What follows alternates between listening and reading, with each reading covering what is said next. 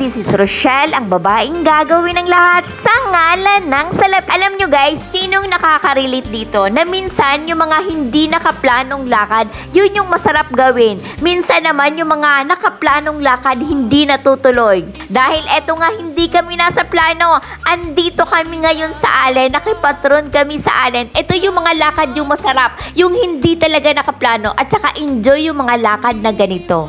At eto nga, dahil nga wala sa plano yung yayaan, andito kami ngayon sa Allen. Nakipatron kami sa Allen. At syempre, andito na sa Allen, gawin na natin yung isa sa mga wishlist ko. Isa pa lang to kasi marami akong wishlist dito na gusto kong puntahan. Andito nga kami ngayon sa Kinabranan. Dito ako, nung unang salta ko dito sa Allen, yung pagkatapos ko ng elementary, dito ako tinapon sa lugar ng ninong ko. Dito sa may Kinabranan. Alam nyo guys, ang sarap talaga sa feeling bumalik sa mga lugar na naging parte ng masayang alaala mo dati, kung saan ka hinubog ng panahon para maging matatag. Ang sarap talaga balikan ng mga memories na yon. Yung mga memories na kung paano ka naging matapang, kung paano ka nagsolo, kung paano ka umiyak. Syempre kasi bago akong hiwalay sa magulang ko, grabe yung iyak ko dati niyan. Yung parang ayokong mawalay sa mga magulang ko. Kasi nga kailangan ko, dito kasi sa isla, kailangan mo mag-aral doon sa may city. Kasi doon ka mag-high school, doon ka mag-college. Yung mga taga-isla lang yata yung makaka-relate sa akin yan. Yung maaga kayong magiging independent, maaga yung mararanasan yung ganong buhay.